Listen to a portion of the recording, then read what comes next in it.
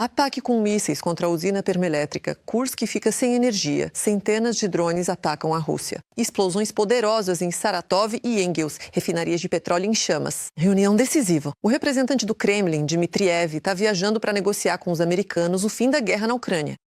Declaração sensacional de Sesky. A Rússia está preparando um grande ataque a Pokrovsk. Enormes reservas foram mobilizadas. Alternativa à ONU. Putin recebeu um convite de Trump para se juntar à nova organização Conselho da Paz. Tudo começou na Rússia, com atrasos sistemáticos no pagamento de salários aos funcionários do setor público. A Rússia está planejando um ataque poderoso contra a Ucrânia, visando usinas nucleares. O fim de Kadyrov. Putin iniciou uma grande limpeza na Chechênia. O que aconteceu? Tropas europeias que vieram proteger a Groenlândia de Trump estão deixando a ilha às pressas. Meu nome é Katerina Nesterenko e agora vamos às principais notícias. Mas antes, deixe seu like neste vídeo e se inscreva no nosso canal para que a gente não se perca mais aqui pelo YouTube. Mais explosões na Rússia. Dessa vez, cerca de 100 de drones do bem atacaram o pântano durante a noite. Enfim, aqui ficam todas as fábricas. Aqui está a torre onde queimam o petróleo e aqui parece que é o VEC ou como chamam? O KEK. Enfim, é a área industrial. Aqui tá a vista para a área industrial. E aqui, com frequência, foguetes sobem para o céu. Bem, Em Saratov, uma refinaria foi atingida. Houve explosões em Engels. Em 19 de janeiro, a mídia russa relatou ataque à termoelétrica de Kursk. Uma subestação incendiou, causando apagões. O que posso dizer? Com certeza eu gosto desse tipo de notícia. Como dizem, queime, queime forte para não apagar. Lendo os comentários dos episódios anteriores, vejo que muitos nos assistem do Cazaquistão, Moldávia, Europa e até dos Estados Unidos. Nós, ucranianos, somos muito gratos pelo apoio de vocês e orgulhosos de termos espectadores tão sensatos. Escreva aqui nos comentários de qual país você está nos assistindo e se aí apoiam nossa luta contra o Império do Mal. Sempre leio seus comentários com muito prazer. E nós, por enquanto, continuamos. Agora vem a parte mais interessante. O inimigo avançou perto de Seversk, Konstantinovka e Pokrovsk. Esses dados são do portal Deep State. Como informou o comandante-chefe das Forças Armadas da Ucrânia, Alexander Sirski, a Ucrânia planeja novas operações ofensivas, pois é impossível vencer apenas com a defesa. Ele destacou que o plano estratégico da Rússia não mudou e prevê a ocupação de toda a Ucrânia. O que muda são apenas os prazos estabelecidos, assim como a quantidade disponível de armamentos e de pessoal. Por isso, o exército russo está trazendo reservas para Pokrovsk. Segundo o comandante-chefe das Forças Armadas da Ucrânia, Alexander Sirski, o inimigo está constantemente buscando oportunidades para romper a defesa ucraniana. O inimigo tenta aumentar a pressão, traz reservas para Pokrovsk e busca oportunidades de romper nossa defesa, tanto por meio de ataques esporádicos e massivos, quanto pelo avanço oculto de pequenos grupos de infantaria. Perto de Pokrovsk, continua um confronto exaustivo. Diariamente acontecem aqui cerca de 50 confrontos, mas as forças de defesa da Ucrânia repelem todos os ataques. O inimigo continua pressionando em todos os setores da linha de frente. Em particular, os russos tentaram romper a defesa em Volchansk usando a superioridade numérica. Ao mesmo tempo, as Forças Armadas da Ucrânia mantêm as posições elevadas na direção de Liman e não permitem o avanço das tropas russas em direção à aglomeração Kramatorsk e Slaviansk. A gente nem pensa que eles possam avançar para algum lugar além disso. Estão segurando. Para isso, temos a artilharia de longo alcance, que tenta destruir o avanço deles nas aproximações e impedir qualquer conversa sobre tomada de território de algumas das nossas elevações. Não vou entrar em detalhes, porque nossos rapazes estão segurando e vão segurar todas as elevações até o fim, para que isso não aconteça. Detalhes sobre o que está acontecendo na linha de frente e ao redor dela neste momento, você confere na nossa análise. A nova obsessão de Putin, tomar Volchansk, na região de Kharkiv. O exército ocupante já tentou mais de uma vez romper a defesa das Forças Armadas da Ucrânia justamente nesse povoado, aproveitando a superioridade numérica. Segundo o grupo das Forças Conjuntas, o inimigo está realizando ações ofensivas em Volchansk, assim como em direção a Grafskoia, Volchansk e Rutora e Zibno. Além disso, as tropas russas atacaram repetidamente posições ucranianas na direção de Dyktyarsk, Tiarny Redondo. Estamos falando especificamente sobre expandir a Zona Cinzenta sem assegurá-la completamente, mas com testes constantes da nossa defesa. E no leste estamos vendo um reagrupamento de forças. Em muitas áreas, um reagrupamento de forças russas. Ao mesmo tempo, eles já estão trazendo e transferindo para os pontos-chave não o segundo escalão, mas o terceiro e o quarto, para falar de forma grosseira. Isso mostra que as forças que eram destinadas a cumprir a primeira missão, de romper nossa defesa, já se desgastaram. Como resultado, em vez de conquistas reais na linha de frente, o exército russo passou a inventar em massa vitórias fictícias. Como, por exemplo, na vila de Privoli, na região de Donetsk. Na véspera, canais pró-Kremlin no Telegram começaram a divulgar ativamente informações sobre avanços na direção de Slaviansk e sobre a tomada de controle do povoado mencionado acima. É comum para os correspondentes militares russos exagerarem e contarem que os russos estão avançando ativamente por lá. De qualquer forma, vemos que até mesmo os correspondentes militares agora vão nos ajudar, não se surpreenda. Porque alguns deles já não estão apenas indignados, mas sim gritando e tendo ataques de histeria. Eles gritam contra o chamado ministro da Defesa da chamada Federação Russa da Bielorrússia, sobre o fato de que tudo é mentira. O grupo de tropas Vostok. As informações sobre a tomada de mais uma vila no Donbass pelos ocupantes foram desmentidas, afirmando que as forças ucranianas mantêm a defesa, perto de Pokrovsk, Nikhnograd e na direção de Slaviansk. Para confirmar suas palavras, os soldados das Forças Armadas da Ucrânia publicam mais provas em vídeo das enormes perdas do inimigo. Assim, as estradas próximas a Pokrovsk estão se transformando em um cemitério de equipamentos inimigos destruídos por drones ucranianos. E aqui já vemos o trabalho refinado da nossa valente aviação. A bomba aérea americana guiada de alta precisão, GBU-39, atinge com força as posições dos operadores de drones inimigos, casas com tropas inimigas e o depósito de munição russo. Os combatentes também não dão trégua aos ocupantes. A terceira unidade de assalto. No dia anterior, eles conseguiram destruir completamente um lançador grade inimigo, junto com toda a sua munição, e um caminhão lotado de soldados inimigos. Mas apesar das perdas colossais na linha de frente, os generais russos teimosamente continuam tentando avançar, perdendo milhares de soldados por dia, entre mortos e feridos. Segundo analistas militares, os últimos dias foram especialmente difíceis para os ocupantes na direção de Kupiansk.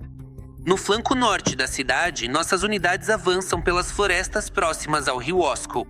Já o ocupante é forçado a recuar de vários pontos fortificados bem equipados perto de Kupiansk. O avanço rápido, às vezes, é até negativa.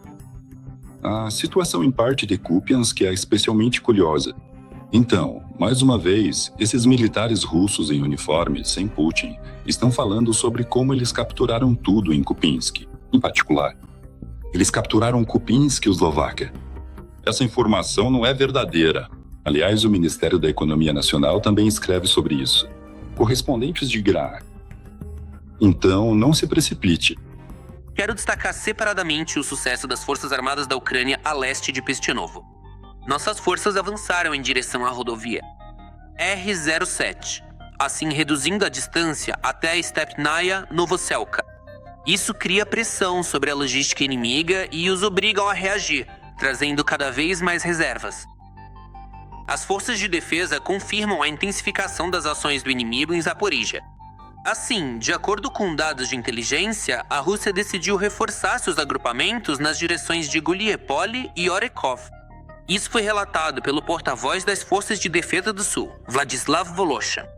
Ele explicou que essas rotações indicam um impacto significativo das perdas do inimigo na capacidade de combate das unidades na direção de Zaporizhia. O inimigo realizou cerca de 50 confrontos armados nas últimas 24 horas. Desses, 31 confrontos ocorreram na direção de Guliaipole, uma das mais difíceis. Os ocupantes simplesmente não têm de onde tirar reservas. Por isso, o exército russo, ultimamente, passou a depender mais de sua aviação. O inimigo está usando ativamente a aviação para ataques com bombas aéreas guiadas e ajustáveis. Ele faz isso para destruir nossas posições e construções nos povoados que ataca e que estão localizados próximos à linha de contato. Assim, o exército russo se vinga das forças armadas da Ucrânia e dos civis ucranianos por mais uma operação especial bem-sucedida nas profundezas da retaguarda inimiga, garantem analistas militares. Mais uma vez, os drones ucranianos deram um tapa na cara do próprio Putin e de seus generais de papelão, atingindo novamente o campo de treinamento Kapustin Yar. É justamente de lá que a Rússia lança mísseis balísticos intercontinentais, incluindo o Oreshnik. Além do lançamento do Oreshnik, o campo de treinamento Kapustin Yar era amplamente utilizado para testes de uma grande variedade de armas de curto e médio alcance, mísseis de cruzeiro e sistemas complexos de defesa antiaérea da Rússia. Agora, graças aos drones de combate ucranianos, esse trabalho foi colocado em pausa pelo Kremlin. Eu, por minha vez, não me canso de admirar a coragem e o heroísmo dos soldados ucranianos. Eles mantêm a linha de frente e enfrentam uma enorme horda, que os superam em número de forma significativa. Por isso, peço que apoiem as Forças Armadas da Ucrânia e, se não for possível ajudar financeiramente, escrevam palavras de apoio para eles nos comentários. Sei que eles nos assistem. Olha só essa notícia, só escuta.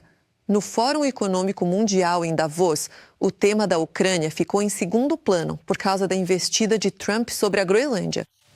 É o que escreve o Financial Times. Segundo a publicação, citando fontes, anteriormente os líderes europeus planejavam usar o Fórum Econômico Mundial em Davos, que começou em 19 de janeiro, para obter garantias de segurança para a Ucrânia após o fim da guerra contra a Rússia. Mas agora a prioridade mudou.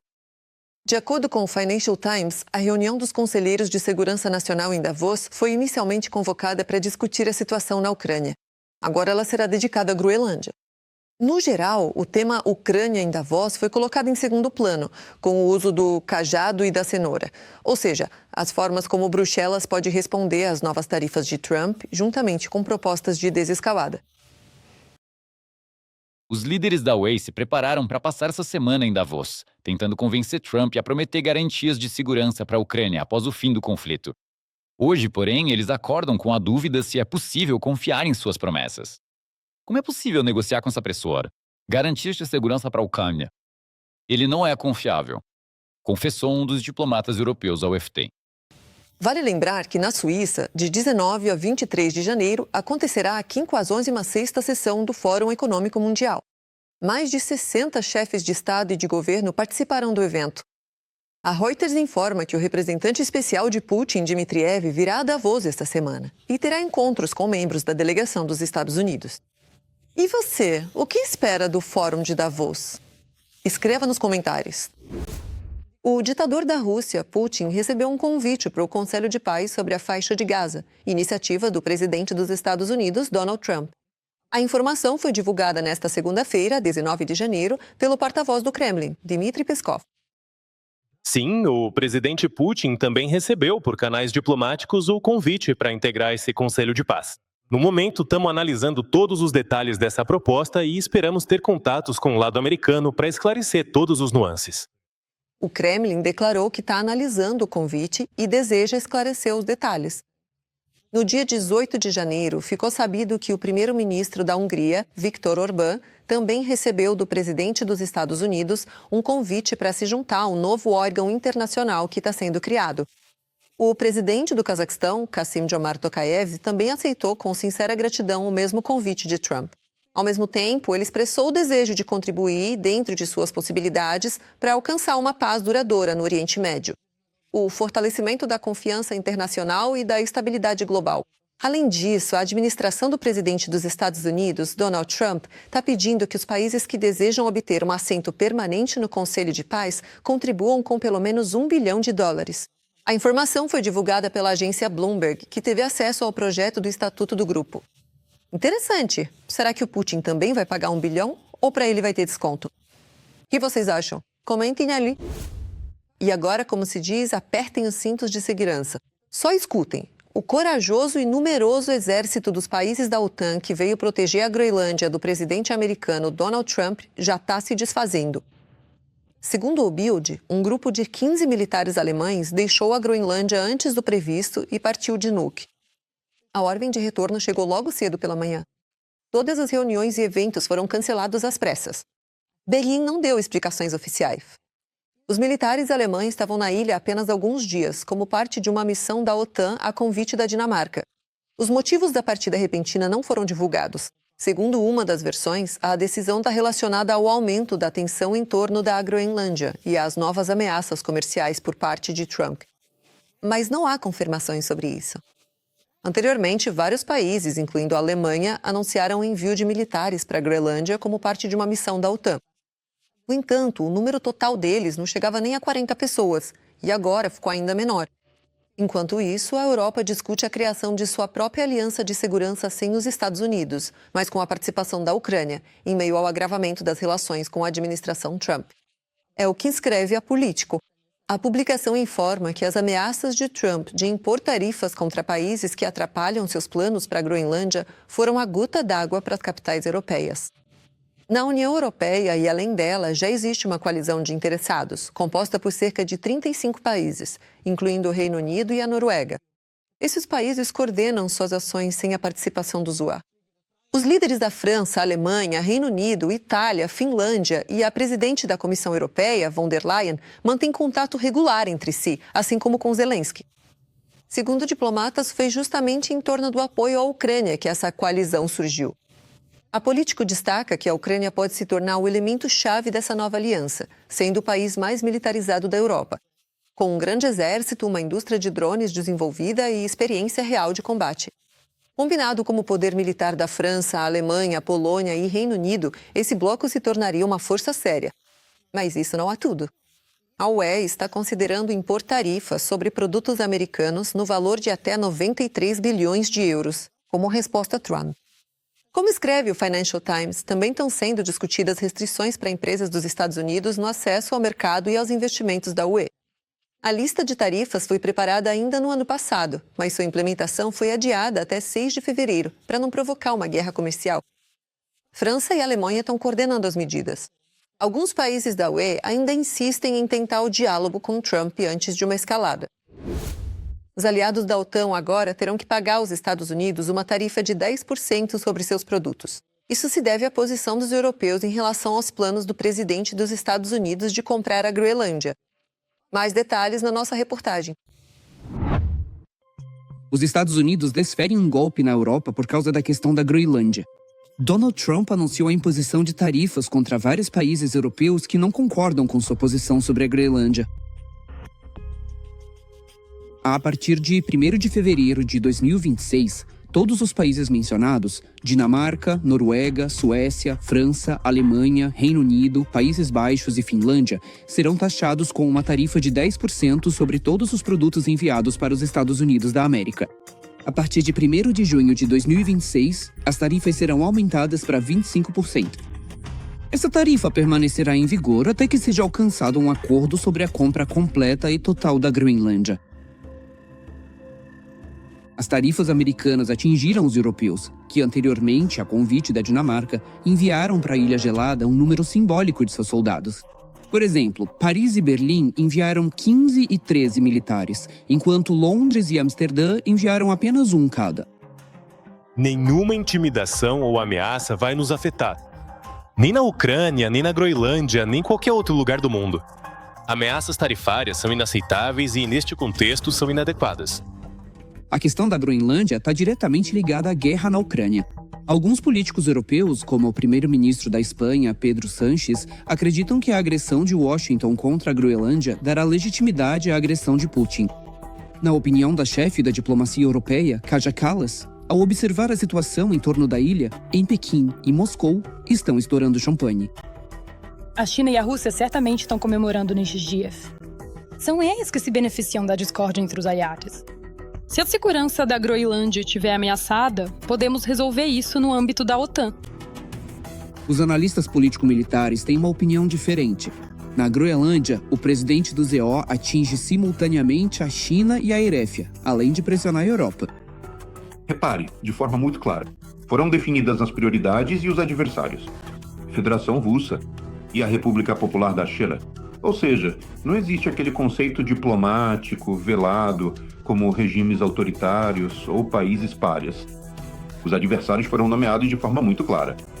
Foi formada a chamada Eixo do Mal, que deve ser enfrentada não só pelos Estados Unidos, mas também, consequentemente, pelos parceiros europeus.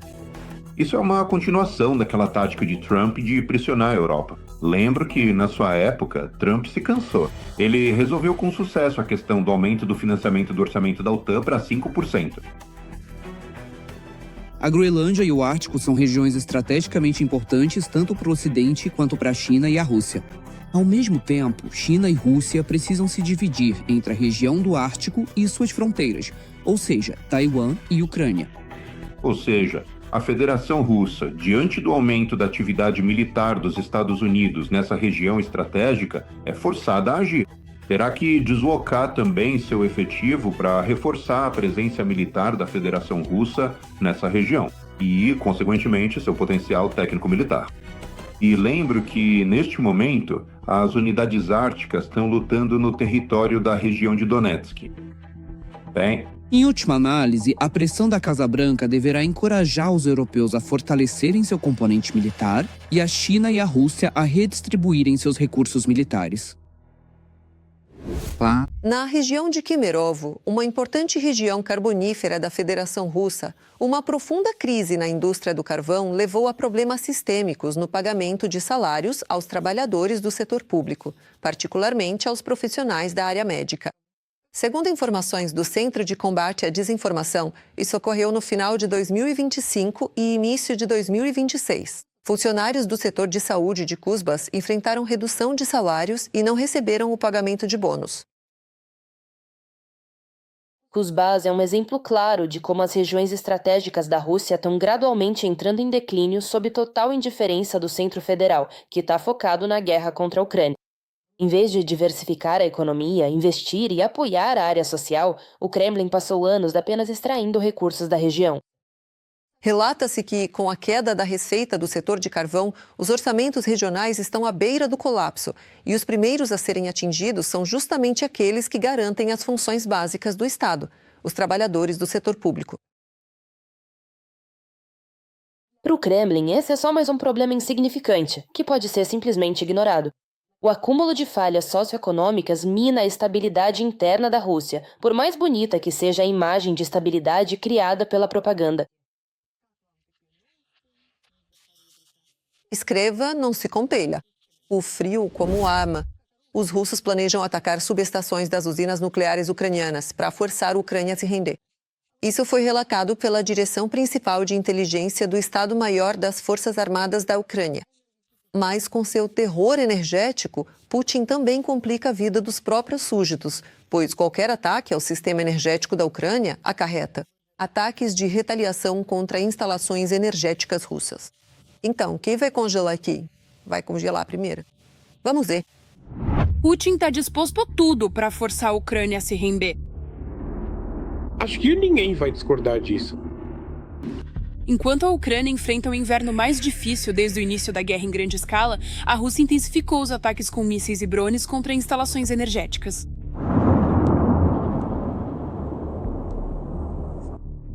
São exatamente os mísseis russos, os drones russos Shahed e o desejo russo de destruir a Ucrânia que são provas claras de que a Rússia não quer acordos.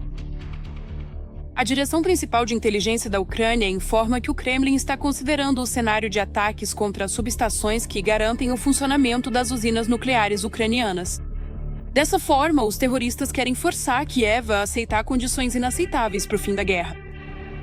O inimigo tenta mostrar que é melhor pressionar a Ucrânia para que possamos encerrar ao máximo essa situação, que é chamada de guerra sangrenta. Infelizmente, para eles isso é chamado de outra coisa. E hoje, eles já estão entrando em um modo de terrorismo atômico.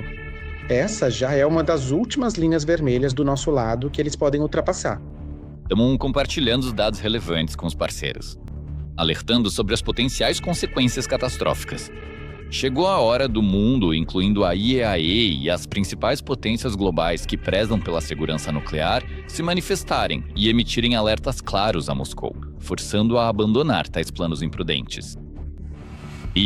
Isso ocorreu após a mediação da IAEA.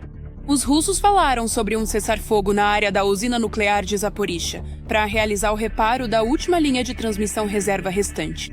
A IAEA é um grande clube fechado de interesses. Fazem parte do clube aqueles países que possuem a maior geração de energia nuclear. Um dos maiores países que é patrocinador da IAEA é a Federação Russa e a Rosatom, junto com a Rosatom. Com frota. Eles, claro, são o maior doador da IAEA. A missão da IAEA visitou e avaliou 10 subestações após receber um alerta de que houve explosões próximas a elas. As equipes na usina nuclear de Chernobyl e na usina nuclear de Khmelnytskyi foram informadas sobre o fato de que nos dias 11 e 15 de janeiro foram avistados drones voando num raio de 5 quilômetros. Na usina nuclear de Khmelnytskyi foi ouvido um grande número de explosões, inclusive nas proximidades da instalação. O grupo na usina nuclear do sul da Ucrânia relatou vários alertas de ataque aéreo. Também foi avistado um objeto voador militar. Segundo a inteligência militar, trata-se de ataques direcionados a elementos do sistema de energia que conectam os blocos das usinas nucleares à rede elétrica unificada do país. Ao destruir ou desativar essas subestações, Moscou busca desconectar os blocos das usinas nucleares da rede elétrica unificada da Ucrânia, para que os ucranianos fiquem completamente sem luz e sem aquecimento. Até meados de janeiro de 2026, a Rússia realizou o reconhecimento de 10 objetos correspondentes de infraestrutura energética crítica em 9 regiões da Ucrânia. De acordo com as usinas ou a distribuição aberta dos dispositivos das usinas nucleares, isso é como uma estrada de mão dupla. Em primeiro lugar, a usina nuclear é projetada para fornecer energia elétrica à rede, garantindo à maioria das regiões da Ucrânia um fornecimento estável de eletricidade. A energia verde ou a termogeração são adicionadas dependendo da manhã, noite ou dia. Mas essa é a base do nosso sistema energético. E essas subestações nos fornecem, em média, de 62% a 68% da geração de energia elétrica atualmente. No caso de destruição ou desativação das subestações, como afirmam os serviços de inteligência, a Rússia espera isolar as usinas nucleares do sistema energético. Isso pode levar a cortes em larga escala no fornecimento de eletricidade e aquecimento para a população civil. Não precisa entrar em pânico. É preciso se preparar com roupas quentes, ter roupas limpas e alguns estoques de reserva. Cobertores também, e vamos sobreviver. E também esse período difícil, embora para todos nós, nos centros regionais e grandes cidades, será muito complicado se o inimigo tentar atacar os dispositivos de distribuição abertos, grandes subestações de energia nuclear. Além do fato de que o ditador do Kremlin continua aterrorizando os ucranianos, ele aposta que isso vai ajudá-lo a se fortalecer. Pressão sobre a Europa e o Ocidente. O inimigo mostra que o terror, especialmente agora que a direção do vento está mudando, há uma massa de ar ativa que pode, em alguns cenários de superacidentes, mas acho que isso não vai acontecer, transportar produtos da queima, produtos de radionuclídeos e assim por diante em direção à União Europeia. Isso também é uma grande ameaça para a estabilidade da situação na União Europeia. Em primeiro lugar, isso afeta a Polônia, a Tchequia e a Eslováquia. Em dezembro de 2025, o diretor-geral da IAEA declarou que a situação no sistema energético da Ucrânia está na pior condição desde setembro de 2024. Desde o momento em que a Agência Internacional de Energia Atômica começou a monitorar as subestações, que são críticas para a segurança e proteção nuclear, a instabilidade constante na rede elétrica da Ucrânia continua comprometendo a segurança nuclear. Embora os sistemas de reserva tenham funcionado adequadamente, as perdas recorrentes de alimentação externa e a reserva limitada aumentam o risco e reforçam a necessidade de um fornecimento externo de energia confiável. Ele voltou a pedir máxima contenção do fogo, falando sobre segurança. Os ataques da rede elétrica da Ucrânia parecem ser coordenados para causar o máximo de interrupção possível. A frequência e a escala desses ataques destacam que a estabilidade geral da rede está piorando e não melhorando. Ninguém quer um acidente nuclear e ninguém se beneficiaria disso. Já houve 2 ataques no final do ano passado contra veículos da missão da IAEA, com drones FPV, em territórios temporariamente ocupados. Por isso, acreditar na IAEA e que lá não houve nada disso. Decisões. Depois disso, acreditar na IAEA e que eles têm alguma influência aqui é praticamente impossível. A Rosatom ocupa um lugar forte, confiável e altamente honroso em todos os sistemas de suporte à vida do Estado russo. Desde o início da temporada de aquecimento em outubro de 2025, os russos lançaram mais de 250 ataques contra o setor energético da Ucrânia. Mas a Ucrânia poderia retaliar contra a Rússia na mesma moeda. Além disso, já existem resultados. Nossos defensores já estão atacando instalações russas de energia e logística. Inimigo.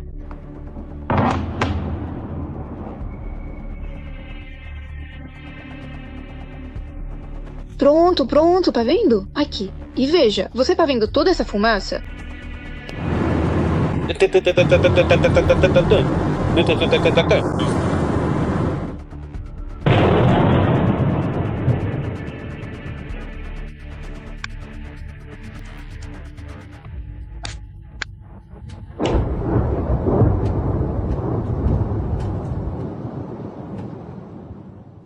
No contexto das notícias sobre o acidente de trânsito envolvendo o filho favorito de Ramzan Kadyrov, Adam, continuam as conversas sobre uma possível troca de poder na Chechênia, quem o Kremlin vê como chefe da região mais dependente de subsídios. E será que o potencial sucessor de Kadyrov teve algo a ver com o acidente? Os detalhes estão na nossa Wakelha. No último ano, quantas vezes não tentaram enterrar Kadyrov? Mas o soldado de infantaria de Putin ainda está firme. Apesar disso, as notícias sobre a piora repentina de sua saúde aumentaram consideravelmente. Das últimas informações, sabe-se que os rins de Ramzan Kadyrov, de 49 anos, estão falhando. Sou o soldado de infantaria de Putin. Sou, pode-se dizer, um projeto do presidente. Mas o principal não é quando ele vai morrer, e sim quem vai substituí-lo. Por isso, junto com as notícias sobre a possível morte do chefe da Chechênia, está sendo muito discutido quem, afinal, vai liderar a região mais subsidiada da Rússia. E esse talvez seja o questionamento mais interessante. Agradeço mais uma vez por tudo que você faz pela República da Chechênia e por toda a Rússia, pela Federação Russa. Nós não vamos decepcionar você, Dido.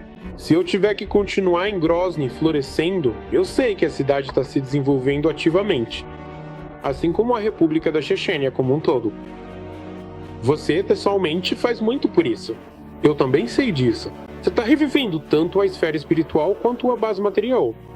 Existem duas opções. A primeira, bem conhecida. Kadyrov vai passar o poder como herança. Apesar de Ramzan ter nomeado seu filho mais velho, Akhmat, de 20 anos, como vice-primeiro-ministro da Chechênia, Dondon aposta em seu favorito, Adam, de 18 anos. E essa opção, segundo o líder do movimento de oposição chechiano Haddad, já foi aprovada pelo Kremlin. É justamente por isso que os boatos de que o Kremlin estaria envolvido no recente acidente de trânsito de Adam não correspondem à realidade. Os agentes da FSB não só não vão tentar um atentado, como pelo contrário, vão protegê-lo ao máximo. Esse é o projeto deles. Adam Kadyrov é o projeto deles, Ramzan Kadyrov, projeto do Kremlin, Akhmat Kadyrov, projeto do Kremlin. Akhmat Kadyrov antes do início da guerra. Antes da Segunda Guerra, a guerra russo-chechena, ele se encontrou com Putin. Lembro que em 16 de janeiro, Adam sofreu um grave acidente de carro em Grozny. Um grande engarrafamento. A ambulância tá passando. E todo mundo se prepara para dar passagem a ela. É esse o respeito que tem pela ambulância.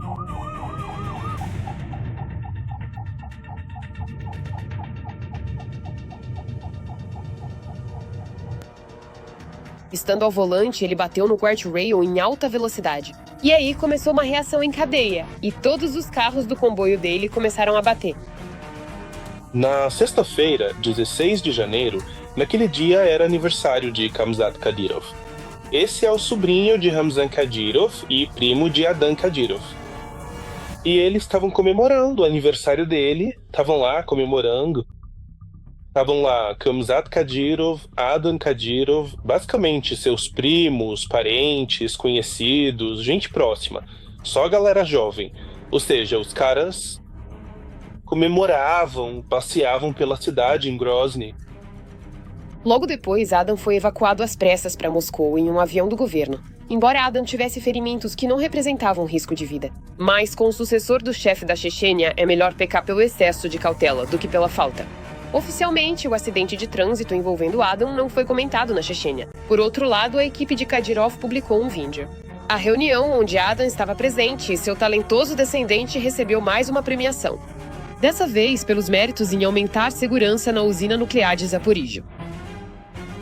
Mas logo a mídia descobriu que o vídeo foi gravado em 15 de janeiro, um dia antes do acidente. Mas vamos voltar à sucessão ao trono. Adam, no caso da morte do pai, não poderá se tornar imediatamente o chefe da Chechênia. É jovem demais. Por isso, será nomeado um chefe nominal, como aconteceu com Ramzan lá nos anos 2000. Não se descarta que couberem. No início, Adam contará com a ajuda dos aliados mais próximos de seu pai, Magomed Aldov e Adam Delinkanov. Com esse cenário, o clã Kadyrov está feito na vida. E é exatamente esse desdobramento que a oposição chechena defende. Aqui é tudo simples. Putin investiu dinheiro demais no clã Kadyrov e sabe como lidar com eles. Além disso, dificilmente alguém conseguiria controlar a Chechênia do jeito que Kadyrov e companhia fazem. Quanta energia a Rússia, o Kremlin, gastou com Kadyrov, com seu projeto? Um projeto totalmente controlado por eles, o homem deles. E, de repente, depois de tantos anos, eles decidiram acabar com isso? Bom, isso nem faz sentido. Existe também uma alternativa para o desenrolar dos acontecimentos, que é defendida pela oposição russa. Dizem que o Kremlin está cansado de Kadyrov e companhia, e Putin decidiu que não haverá sultão na Chechênia. Eles não precisam de nada novo. Kadyrov? Pra quê? E assim, Kadyrov teve muitos problemas com hemorroidas. Portanto, muito provavelmente a família de Kadyrov, seu clã em geral, será afastada do poder. E por isso, nem Daldov nem Delinkano, na minha opinião pessoal, são os mais próximos. Os seguidores, eles não serão nomeados como seus sucessores. Bom, sobre Adam Kadyrov eu já falei, ele tem 17 anos. Isso é simplesmente fisicamente impossível, tecnicamente impossível. Um canal do Telegram próximo ao Kremlin até escreveu que em Moscou já começaram a procurar um novo chefe para a Chechênia há mais de um mês. Vladimir Vladimirovich tem informações completas sobre o estado de saúde de Ramzan Akhmatovich e sobre a situação na Chechênia. Nada de grave ou que exija uma reação urgente está acontecendo lá agora, mas podem surgir problemas inesperados. Portanto, Vladimir Vladimirovich ordenou a seleção de 3 ou 5 candidatos para o cargo de chefe da República. Apenas no caso de "estamos trabalhando nisso", disse a fonte do canal. Ele esclareceu que já existem 2 candidatos, mas ele se recusou a revelar os nomes por enquanto. É improvável que esses nomes estejam associados ao clã Kadyrov. Mas isso não muda o fato de que a família de Ramzan se agarra ao poder. É por isso que até o jornal britânico The Times está escrevendo que uma luta pelo poder está se formando na Chechênia. Além disso, eles também preveem um confronto entre as forças de segurança na Chechênia. Afinal, supostamente há muitos em Moscou que discordam da transferência de poder na Chechênia por herança. Em primeiro lugar, o chefe do comitê de investigação, Alexander Bastrykin. Acredita-se que ele, em geral, se irrita com a permissividade do líder regional, que se acha uma grande figura, de uma escala muito maior do que apenas a Chechênia. Outro opositor da sucessão ao trono é o diretor do FSB, Alexander Bortnikov. Na verdade, o principal serviço secreto do país é essencialmente também o principal inimigo de Ramzan. No caso de um desdobramento desse tipo, segundo a mídia russa, o Kremlin pode apostar em candidatos chechenos bem conhecidos. Afinal, o ditador do bunker entende que não vai conseguir colocar alguém de Moscou no poder. Uma das opções já mencionadas é Adam Delinkanov, o chefe não oficial da máfia chechena, primo de 4º grau de Ramzan e seu braço direito. Delinkanov é visto por Moscou, na verdade, não como um sucessor independente, mas sim como um garantidor-chave da estabilidade e da transição de poder. Um homem que agrada tanto a Grozny quanto a Moscou. Alguém inserido no sistema das elites, ligado ao Siloviki e totalmente controlável. O Kremlin também estaria considerando a candidatura de Magomed Aldov, o primeiro-ministro da República. É ele quem, no caso da morte de Kadyrov, assumirá como chefe interino da Chechênia. De qualquer forma, Putin precisa de uma Chechênia controlada, como instrumento de intimidação e repressão de rebeliões dentro da Rússia. Agora, se haverá uma dinastia familiar no comando, isso já é uma questão em aberto. Já faz tempo que dizemos que a Igreja Ortodoxa Russa está longe de Deus, mas aqui temos mais uma prova disso. E um cínico, diga-se de passagem. Freiras Z do Mosteiro de Santa Isabel, na Bielorrússia, ligadas ao GRU, viajaram para a Suécia na véspera de Natal e venderam bugigangas aos paroquianos suecos em um subúrbio de Estocolmo. Mas a igreja sueca alegou posteriormente que, na verdade, se tratava de uma coleta, para o exército russo. Essa história surreal revelou como as igrejas suecas, algumas das mais acolhedoras e amigáveis da Europa, estão sendo exploradas pela Rússia em uma cínica guerra de propaganda. O principal objetivo da Rússia é apresentar as freiras bielorrussas e seus valores pró-Kremlin como bem-vindos e empolgantes nos países da OTAN. E? Nos chamamos de Zetmonashki Apoa. As freiras ganharam esse apelido há muito tempo, em particular durante suas visitas aos territórios ucranianos ocupados pela Rússia, onde foram fotografadas usando coletes à prova de balas e trabalhando para, nas palavras delas, aumentar o moral dos soldados russos. E, na verdade, o próprio proto-presbítero do mesmo mosteiro bielorrusso chamou suas freiras de uma unidade de combate. Além disso, o abade do mosteiro, Andrei Lemeshonok, também recebeu recentemente uma condecoração estatal de Putin. Lemeshonok Andrei Vladimirovich, proto-presbítero, Convento de Santa Isabel, Diocese de Minsk, Exarcado Bielorrusso, Patriarcado de Moscou.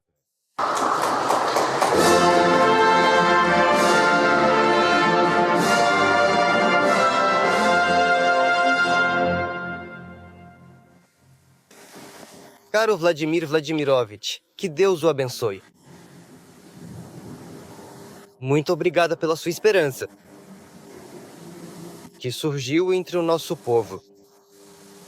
Esperança de vida, esperança de luz. Muito obrigado por entregar sua vida a Deus. Ao comentar sobre a visita agora controversa, o monge abade do mosteiro sueco disse ao The Telegraph que desconhecia a dimensão das acusações contra o mosteiro de Santa Isabel quando os convidou. Mas, após o escândalo, a igreja sueca pediu aos fiéis que não apoiassem as atividades. Feira. Aliás, agentes de batina não atuavam apenas na Suécia. Na Grã-Bretanha, freiras desse mosteiro costumavam visitar a Catedral de Winchester para vender seus produtos. Mas em 2022 foi proibido que elas fizessem isso por causa da posição em relação à guerra na Ucrânia. Parcialmente, isso influenciou a decisão da igreja sueca após o incidente com as freiras espiãs de TED, pedindo para que não as apoiassem. O mosteiro. Na declaração, foi dito que o mosteiro de Santa Elizabeth usa sua renda para apoiar o nacionalismo russo, apoiar a agressão da Rússia contra a Ucrânia e tem laços estreitos com o GRU. E a Suécia realmente deveria ser mais atenta nessa questão. O Kremlin já conseguiu construir sua igreja de agentes ao lado de uma infraestrutura crítica em Västerås. Esse aeroporto tem uma das pistas de pouso e decolagem mais longas do país e é conhecido na Suécia como aeroporto reserva, ou seja, pode-se contar com ele em caso de crise, como um desastre natural ou, pela mesma lógica, guerra com a Rússia. Embora a embaixada russa em Estocolmo tenha ridicularizado a alegação de que a igreja abriga espiões, os serviços de inteligência suecos afirmam que ela provavelmente está sendo usada como plataforma para espionagem, como o monitoramento de aeroportos. O que você achou dessa fascinante e surpreendente história real sobre as corajosas freiras espiãs que atuaram secretamente? Gostaríamos muito de saber a sua opinião detalhada. Então compartilhe todos os seus pensamentos e impressões aqui embaixo nos comentários agora mesmo.